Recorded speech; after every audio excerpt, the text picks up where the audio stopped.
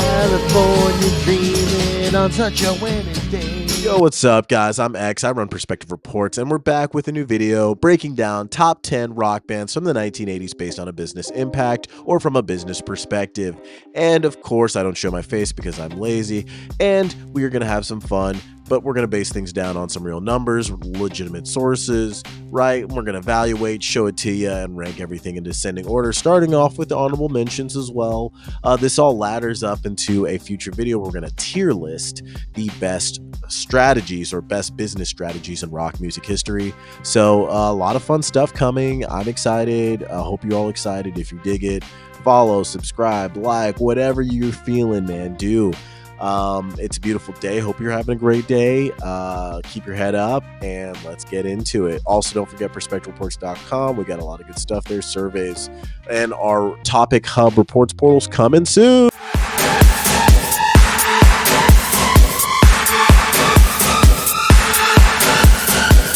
And our first honorable mention, Alabama. Alabama redefined country music in the 1980s, achieving unprecedented crossover success and selling over 75 million records with their smooth blend of country, southern rock, and pop, showcased on numerous multi-platinum albums like Mountain Music. Their rise was marked by their prowess as a self-contained band, which was rare in country at the time, relentless touring, and a string of over 30 number-one country hits. Managed by Dale Morris, they transformed country touring from theaters to arenas. Their annual June Jam Festival in Alabama drew massive crowds, reportedly up to 60,000 people, and raised millions for charity. Today, Alabama's legacy as a country music innovator is celebrated, their influence on modern country is undeniable, and they have 5.5 million monthly Spotify listeners as of May 2025. And our last honorable mention, the Eurythmics, or Eurythmics, became one of the defining acts of the 1980s synth-pop era, selling an estimated 75 million records globally, propelled by Annie Lennox's iconic vocals and androgynous style, and Dave Stewart's innovative production on landmark albums like Sweet Dreams Are Made of This and Be Yourself Tonight. Their rise was characterized by groundbreaking music videos, a sophisticated artistic vision, and a unique blend of electronic sounds with soulful melodies. While specific tour revenue figures are just hard to find, their concerts were highly acclaimed and artistic events. They achieved massive worldwide chart success and critical acclaim throughout the decade. They still have over 11 million monthly Spotify listeners as of June 2025, and they are synonymous with 80s pop innovation.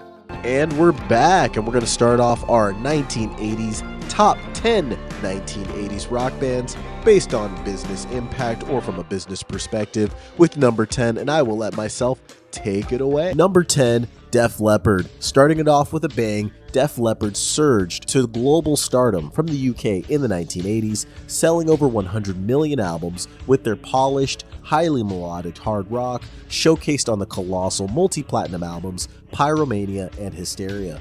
Their rise was marked by incredible perseverance through adversity, notably drummer Rick Allen's comeback, and their meticulous, layered sound crafted with the producer Mutt Lange. Managed by Q Prime, they embraced MTV and radio, achieving massive mainstream appeal. Their 1987 to 1988 Hysteria World Tour was a monumental success, featuring an innovative in-the-round stage and playing to millions, with specific legs grossing tens of millions of dollars. And that brings us to today, where Def Leppard's impact endures with over 8 million monthly Spotify listeners, and they are currently on tour. As of the posting of this video, from May 2025 all the way through August 2025, they are touring North America with special guests Bret Michaels and Extreme, so catch them if you can. And while trying to give Def Leppard a definitive value, like saying their band, brand, and music catalog is worth X, Y, or Z, we couldn't find that. The internet doesn't have much. Their last big transaction was with Primary Wave, their distribution and licensing partner,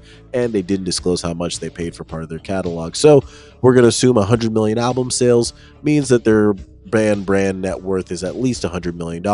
So the number 10 rock band from the 1980s based off of business impact is Def Leppard with a valuation of $100 million. Let's keep going. And number 9, Depeche Mode. Depeche Mode became global electronic, pop, rock music pioneers in the 1980s, selling over 100 million records and captivating audiences with their evolving synth pop sound, which grew darker and more stadium-ready on albums like Black Celebration and Music for the Masses.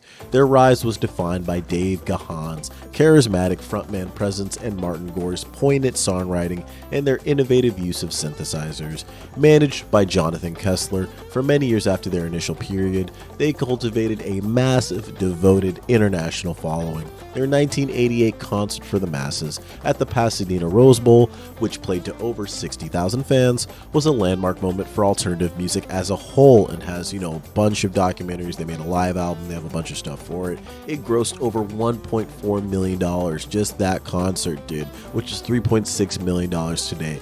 Pretty crazy. Oof. Here we are in 2025, where Depeche Mode are seen as more purveyors and the precursor to the modern electronic sound, which is crazy because they started off as an early 80s UK new wave rock band. But it says a lot about their talent that they're held in such esteem in multiple genres. Also, they have over 13 million monthly Spotify listeners as of June 2025, and they are still on tour. Also, while trying to assign a value to Depeche Mode is a little difficult, there's nothing really definitive online. In 2012, part of their music rights were purchased by Mute for around 7 million British pounds sterling, around 11 to 14 million dollars, but that was only their early work, so it doesn't really count.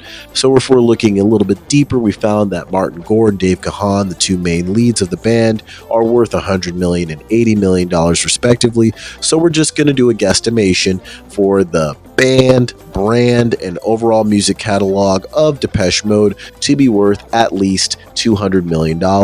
Let's keep it going. Number 8, Duran Duran. And hot second for a quick story. When I was working at a random store in San Diego for a little bit, there was a manager on duty who loved Duran Duran, always talked about him, listened to them. Really cool guy. He knows who he is. Shout out to him.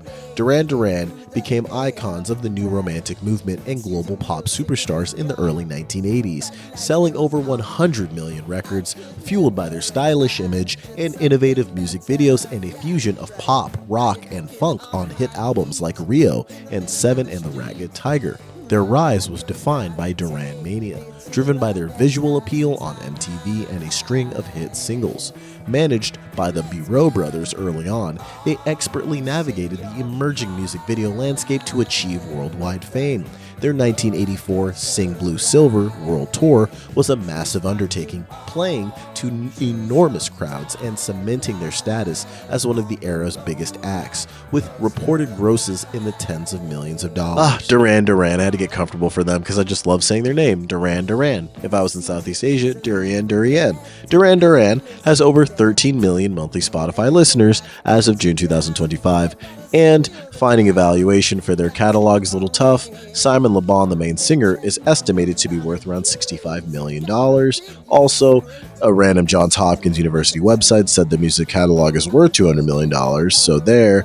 And then also they had a royalty sale happen for just a writer's credit that was like $800,000, so tells you how much they're worth. So we'll split the difference and say Duran Duran, number 8, 1980s rock band based off of business impact, is worth over $200 million. Let's keep it going. Number 7, The Police. And this is a bit of a cheat because The Police did technically start in the late 70s, but kind of like how people see Queen as an 80s band for some reason, even though they're a 70s band who had success in the 80s, The Police are an 80s band who just happened to start in the 70s. Anyway, The Police exploded onto the global stage in the late 1970s and became one of the biggest bands of the early 80s, selling over 75 million records with their innovative blend of punk, reggae, and jazz. This was exemplified on multi-platinum albums like Regata de Blanc and the chart-dominating Synchronicity. Their rise was characterized by Sting's distinctive vocals and songwriting, Stuart Copeland's intricate drumming, and Andy Summers' atmospheric guitar work. While their internal dynamics were famously tense, their concise, powerful sound and energetic live shows led to massive international success. Their 1983 Synchronicity tour sold out stadiums worldwide, reportedly grossing over $20 million at the time, which is approximately $61 million today. Let's talk about the Police, and not the ones that wear blue. The Police as a band was such a meteor to the music industry from 1979 to 1983. 4 short years, and they did it all, and they still have 34 million monthly Spotify listeners as of June 2025. And in 2022, Sting, the lead singer of the Police, sold his music catalog, including his share of the Police, for $300 million to Universal Music Group. So every little thing she does is magic, apparently. Number 6, I love me some Guns N' Roses. Guns N' Roses erupted from the LA rock scene in the late 1980s, achieving global success with over 100 million albums sold, largely driven by their 1987 debut, Appetite for Destruction, one of the best-selling debut LPs ever. They captivated audiences with their raw, blues-infused hard rock, Axl Rose's searing vocals, and Slash's iconic guitar riffs. Their rise was defined by a dangerous, rebellious image and volatile energy, yet immense musical talent. Initially managed by Alan Nevin, their tours became legendary for both their scale and unpredictability. The massive Appetite for Destruction tour, 1987 through 1988, and later the Use Your Illusion tour, which was the early 90s, cemented their status as stadium rock headliners, with the latter reportedly selling over 7 million tickets. Guns N' Roses, man, what a band. When I think of Guns N' Roses, I think of that scene in the movie Can't Hardly Wait where they start singing Paradise City, right? Such a good scene, such a good movie, such a great song, such a good band. They're very controversial, but they're still held in high esteem. They have over 33.7 million monthly Spotify listeners as of June 2025. Think about that. They're more than a lot of modern artists. Also, they're the first 1990s music video on YouTube to go over 1 billion views. That happened with November Blue, according to a 2018 Forbes article. Also, Sweet Child of Mine apparently is the most viewed 1980s music video on the YouTube platform as well. They also hit over $500 million in touring revenue in 2018, according to the Forbes article, which is crazy. $500 million in touring. So we'll put their valuation around $250 to $300 million for their music, band, and brand value, because you can't just say $500 million because they made that much, right? You think about over 40 years, right? So if Kiss can sell their catalog for about $300 million, we're going to put Guns N' Roses valuation $250 to $300 million. Number 6 rock band from the 1980s based off of Business Impact. Let's keep it going. Number 5, Bon Jovi. I mean, don't stop believing, right? Bon Jovi became one of the world's biggest rock bands in the mid to late 80s, selling over 130 million albums, fueled by anthemic, radio-friendly rock on blockbuster albums like Slippery When Wet and New Jersey. Their ascent was driven by John Bon Jovi's charismatic leadership, Richie Sambora's guitar work, and a relentless touring ethic that established them as premier arena rock acts. Managed by Doc McGee during their peak 1980s fame, they skillfully navigated the music video era and cultivated a massive and devoted fan base. Their 1988 through 1990 New Jersey Syndicate tour was enormous, playing over 232 shows across more than 22 countries to millions of fans, grossing well over $80 million in the late 80s, which was over $200 million in today's money. Us to today, where Bon Jovi is still rocking the charts. They have over 30 million monthly Spotify listeners as of June 2025, and they teamed up with Pitbull during the 25th Latin Grammys in December 2024 to do a rendition of their song Now or Never, which recharted on the UK and hit number 1 on the EDM dance charts in the US, which is crazy work. Good for them. Also, John Bon Jovi is recovering from vocal cord surgery, so they haven't done any extensive touring in a while. However, their valuation is still massive, even though it's hard to pin down since John Bon Jovi has gone on record saying he will never sell the music catalog or his part of the music catalog. And Forbes did a valuation for John Bon Jovi of saying his net worth is around $400 million. So we're going to guesstimate Bon Jovi, number 5, top 1980s band based off Business Impact, has a valuation of over $300 million plus. Let's do it. All right, number 4, R.E.M. And let's start off with the obvious. R.E.M. does not stand for rapid eye movement, which is the medical term, according to the band officially anyway. They've neither confirmed nor denied. However, makes sense considering their sonic dreamlike soundscape, so if you want to believe that, go ahead. R.E.M. rose from Athens, Georgia in the early 1980s to become pioneers of alternative rock and grunge music eventually, selling over 90 million albums with their distinctive jingling guitar sound and Michael Stipe's enigmatic lyrics showcased on influential 80s albums like Murmur, Document, and Green. Their ascent was characterized by critical acclaim, a commitment to artistic integrity, and relentless touring that built a loyal college radio following before mainstream success. Managed by Jefferson Holt for their formative and peak years, they maintained significant creative control and often used their platform for political activism. Now, why would I put R.E.M. over Bon Jovi in this list? It's because they signed the 9th largest recording contract of all time in 1996, and at the time it was one of the largest of all time. I think it was top 3. Michael Jackson is number 1 at 250. They signed an $80 million contracting deal in 1996 because they were still killing it in the grunge movement, which they helped found. So I'm just going to say that their sales of over $1 billion, also purveying a new scene, and then on top of that, getting one of the largest recording contracts ever, they got some money. R.E.M. is hard to place when it comes to valuation because, again, there's nothing definitive online. They haven't sold their music catalog, but they did sign the 10th, just going by the list ranking, right? Largest recording contract of all time, which I said before. I said the 9th, however, because 2 of the top 10 are Michael Jackson's estate, and one of them is just an extension of one of the contracts. So I'm just going to give R.E.M. the slip there.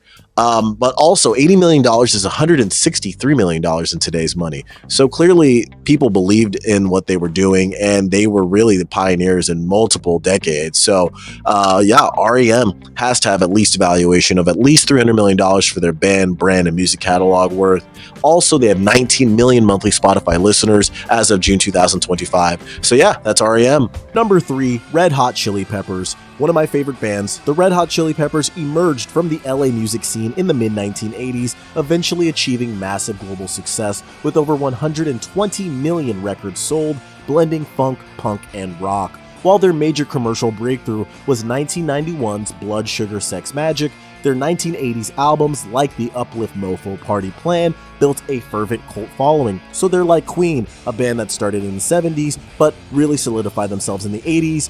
Red Hot Chili Peppers is the same, really starting in the 80s and then solidifying themselves in the 90s. Their rise was characterized by high-octane, often shirtless live performances, lineup changes, and a distinctive genre-bending sound. Their early tours were club and theater-based, building grassroots followings. They were managed by Lindy Goetz for a significant period of their rise, and their unique style ultimately found such a massive audience. Now, can't nobody mess with me and my Red Hot Chili Peppers, right? Now, the Red Hot Chili Peppers as a band, their valuation is very interesting because currently, right now, they're shopping their rights around for apparently a minimum amount of $350 million, which would put them pretty much at number 3 on the list right now. And already in 2021, they sold their publishing rights for $140 million. Also, they have over 40 million monthly Spotify listeners as of June 2025. So I'm just going to guess and say that Red Hot Chili Peppers, considering their decades long of being massively influential, starting off in the 80s, still defining rock in the 90s, and then still chart topping into the 2000s, we're going to say it's around $350 million to $400 million. Red Hot Chili Peppers, love ya. Let's keep going. Well, howdy, everybody. It's time for number 2, and that is Metallica. Metallica spearheaded the thrash metal movement in the 1980s, achieving massive global success and selling over 125 million albums with their aggressive sound and complex musicianship.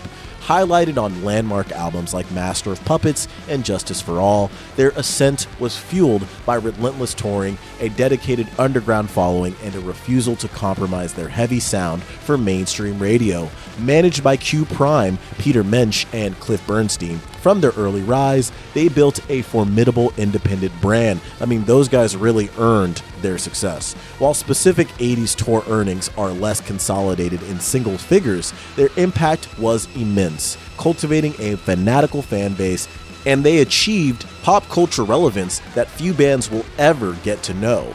Also, they took significant control over their recordings and business affairs, which we'll talk about more in a second. Now, with Metallica, I feel like it would be amiss, especially if we're already talking about music business, to speak to Metallica v. Napster, which was such a landmark case in peer-to-peer, P2P sharing file systems.